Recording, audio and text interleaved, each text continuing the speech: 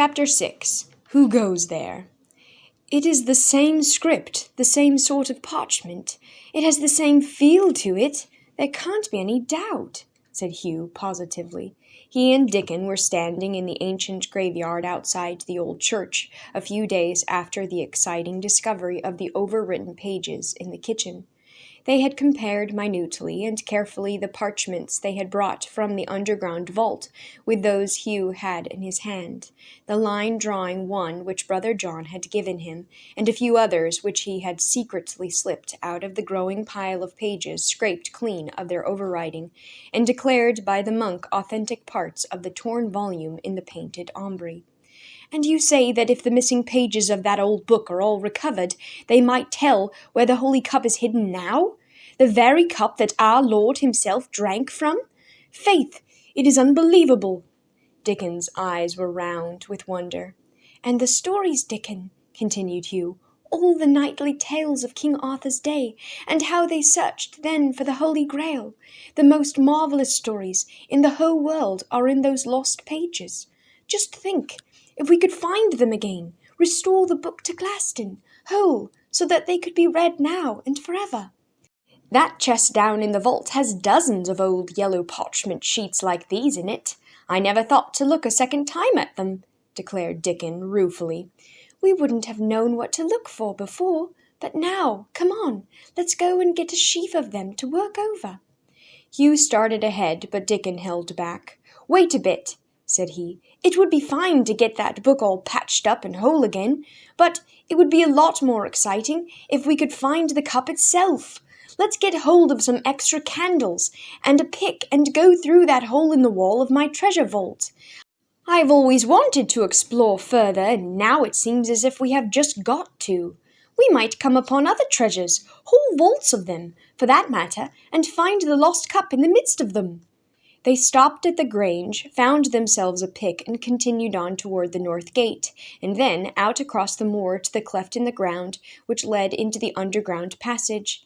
With little difficulty they made their way down through this to the mysterious room in which stood the 3 chests and the tall cupboard. Hugh wanted to begin at once to rummage in the chest which held the old, loose manuscript pages, and Dickon somewhat impatiently agreed to hold the candle while he saw what he could find. Hugh was just opening the lid of the chest when a cry of astonishment and terror broke from Dickon, making him drop it with a bang that reverberated loudly in the close-walled space. He wheeled around and looked where Dickon, with an unsteady hand, was pointing.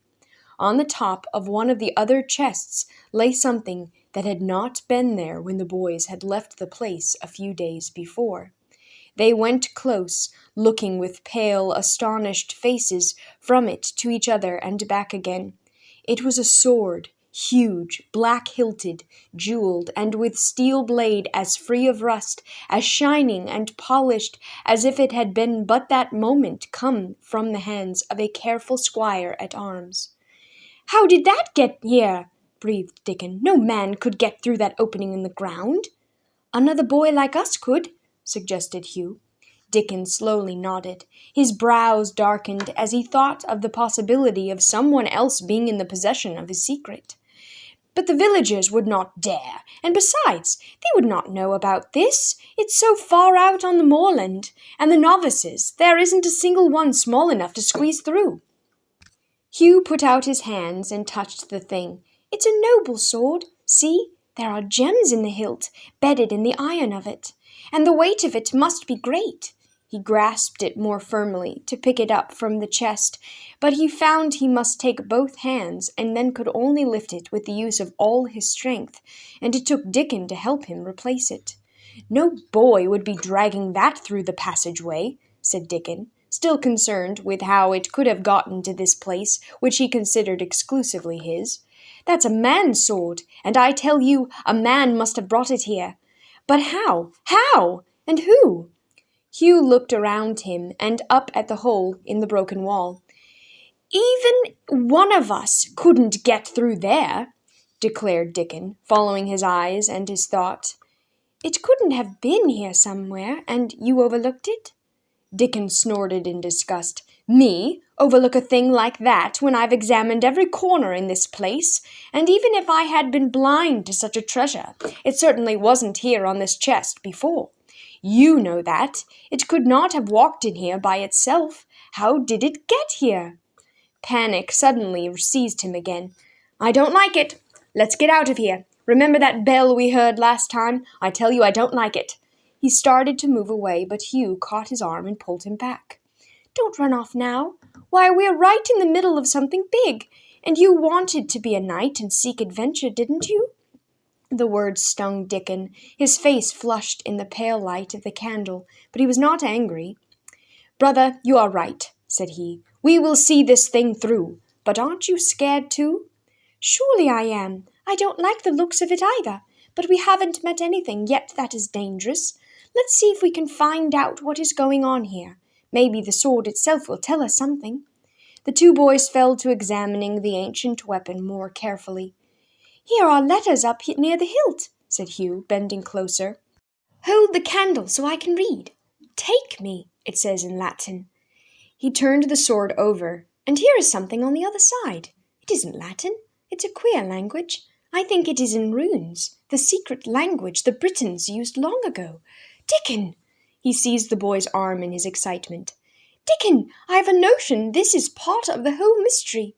The broken book with the missing pages, the writing beneath the writing, the story of the lost cup, and now a sword sprung as if by magic from nowhere." The candle flickered in the damp draught coming from the hole in the wall. "Let's find out what's beyond this room," said Dickon uneasily. After an impressive pause, they climbed the rubble and broken stones in the corner and began to pick away loosened rock and cement around the hole, making it gradually larger. They had to work slowly and carefully, fearful lest they dislodge too much earth and the whole wall cave in on them. It would have been close and heavy with candle smoke beyond endurance in that low-ceiled room if it had not been for the damp current of air blowing in from beyond the hole where they were working. Hugh wondered where that could come from. Dickon's mind was evidently still figuring on how the great sword could have got onto the chest, for he kept looking back at it in puzzled wonder and uneasiness.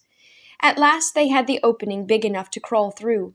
Hugh went first, then Dickon handed in the candle and followed him.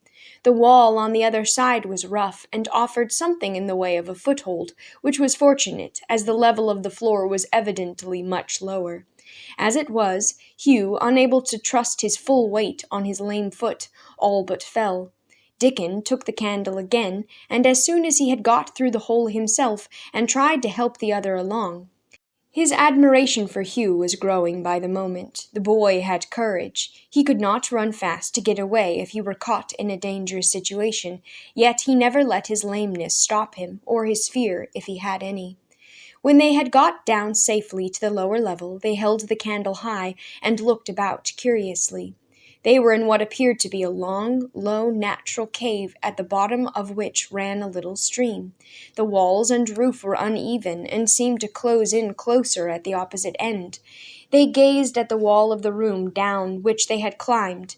It was rough but sheer and unbroken, except for the hole which looked as if somebody had once tried to break through and then had abandoned it.